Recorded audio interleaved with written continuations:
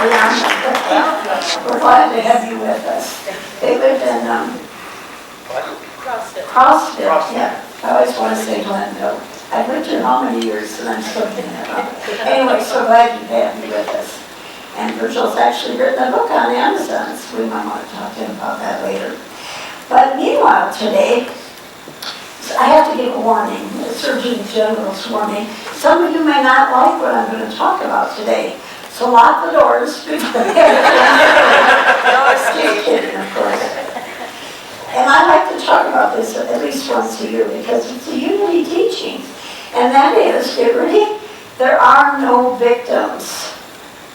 There are no victims. Now wait a minute, we've all been victimized. You tell me your story, I'll tell you mine. Wouldn't that be a fun discussion? We'd be here for hours in our pity parties, wouldn't we? We'd be here for hours. Now, we may have been victimized, but it's not who we are. It's not who we are. Someone once said it's an event, not a lifestyle. And some people like to wear that as a mantle. I am a victim and I see the world that way. And of course what happens when you wear it as a mantle, believe it and interpret everything in your life from that perspective, is it's going to keep happening, right? And so the important thing in unity to know is we have the power to overcome whatever has happened to us. And we've all been through many things, I know. Now, my mother wasn't a metaphysician. She didn't even know what that word meant, I'm sure. But she was a wise woman, and whenever I was feeling sorry for myself, she would make me sing the Worm song. Anybody here know the Worm song? I do. Okay, I'm going to listen to Skeeter. Skeeter, are you ready? Yeah. Nobody likes me, everybody hates me. Think I'll eat some worms. Big ones, small ones, fat ones, skinny ones, all kinds of worms. Anybody grow up with that song? You did? Now you would have loved my mother. You can see why I haven't joined the choir. And so you think I would have gotten that, throughout my life. She was, having grown up being sick a lot, she had to sing that to me a number of times. But anyway, when I got older, I had to face what a victim consciousness was and admit that I had part of it in me. Oh, nobody wants to admit that. It was a ministerial school of all places. And I was going to school, and I had to work my way through school. And some of my classmates had money, or they had families that were supporting them, or their churches were sponsoring them. I was fairly new to Unity, so I would get up in the morning, and I would go to school all day, and then from 3 to 11, I would work. And then the next morning, I would start all over again. And about the second year, I was exhausted. And I was really feeling sorry for myself. Now at this point, you're all supposed to go, all together now, I'll talk about that a little later. So the same day, I'm walking down the hall at school, and I hear my classmates talking about another classmate. Let's say his name was Sam. We didn't have one named Sam, so I can use that as an example. And they were talking about him, not me. But as I heard them talk about Sam's victim consciousness, I could feel it burning in me like, oh, that's me. That's how I'm feeling, sorry for myself. So I thought, okay.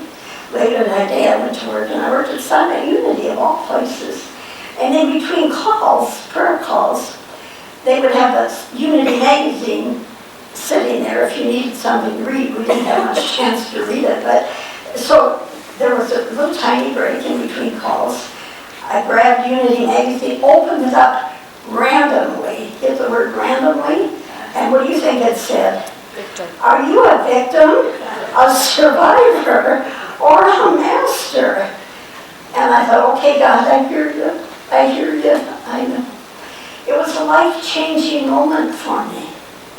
Because as someone once said, a victim mindset or a victim mentality will have you dancing with the devil and then complaining that you're in hell. And so I faced it, and I began my process of overcoming victim consciousness. First, I stopped singing the Worm song. And And I changed my attitude to gratitude. I mean, I had the privilege, and it was a privilege, to work at Silent Unity all through ministerial school. Do you know what a privilege that is? People would call in from all over the world, and we would pray with people, all of them. I was grateful suddenly for what a privilege that was. And then I began to see choices, because when you're in victim consciousness, you don't realize you have choices, no matter what's happening to you. And I realized I had the freedom. I would work part-time, but then I had the freedom to sign up for any more days than I needed. So I could play with a little of that. I didn't have to work every day, but I could work more if I needed it. I had choices. And then I read Isaiah 30:15, and I centered myself in the verse. In quietness and trust will be your strength. In quietness and trust will be your strength. So I began to play from that place of power, not to change something out there, but to change me, to change my consciousness. So if you are willing, I would like to repeat my prayer. I have time enough, energy enough, and strength enough to do whatever is before me today. Together, I have time enough, energy enough, and strength enough to do whatever is before me today. Now, I'm not saying that happened in an instant, but I got better and better. And once I freed myself from victim consciousness, I'm not saying I never go back there again. I think we all go back and forth once in a while, but we're tempted to. I have never lived in that or worn it as a mantle again. So here's a test. Don't be nervous. Nobody's going to know your answers. But I want to do a test. Are you a victim, a survivor, or a master? And don't be nervous. Nobody's going to see what your answer is. So let's go through the attributes of all three and see what they mean. Now, a victim mentality is pretty easy. A lot of self-pity, a lot of poor me, and enlisting others while you're telling your story. Well, that's why I said for all of you to go, oh, I want to enlist you in my victim consciousness, okay? And of course you sing your Somebody Done Me Wrong song, and you blame something out there for doing it to you, and you sing this to anybody that will listen to you. And you have a belief that the world is doing it to you, so you blame other people or situations. Anybody squirming in your seat yet? There's even a biblical example. King David, of all people. King David was blaming for his mistakes. He said, I was shaped in iniquity, and in sin did my mother conceive me. Blame your mother's people. Is that something? I was shaped in iniquity, and in sin did my mother conceive me. Oh my, oh my. I can't blame my mother. She'd have me sing the worm song again. So a victim feels powerless, helpless, not knowing you have choices, or taking any personal responsibility, or taking your power back. A victim's prayer is asking God to fix it out there instead of in here. I'm not saying you're at fault for any victimization you may have had, but you have the power to change. You have the power to go on from there. Now, interestingly enough, when I look back at my life, sometimes those times when I have felt like I'm being victimized have been the opportunities for me to really empower myself, and I didn't realize it at the time. I had to learn to stand in my truth. I had to learn to become strong, spiritually strong. Not we're going to fight and I'm going to win strong, but spiritually strong.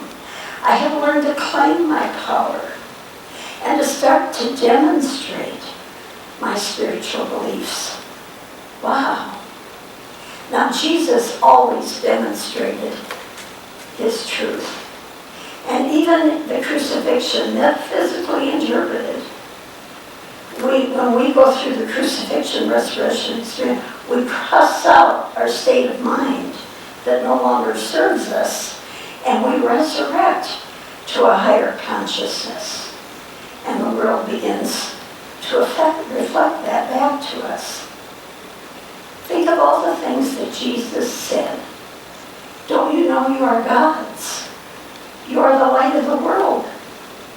The Father and I are one, and you are in me, and I am in you. These things that I do, you shall do also, and more. Wow. Christ in you, the hope of glory.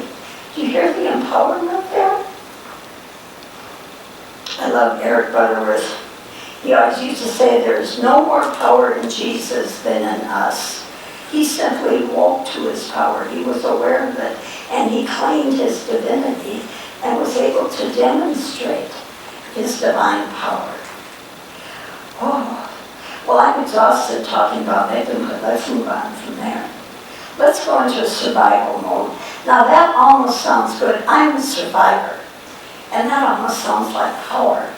But you know what? I had to stop saying I'm a survivor of cancer. You know why? That's in survival mode.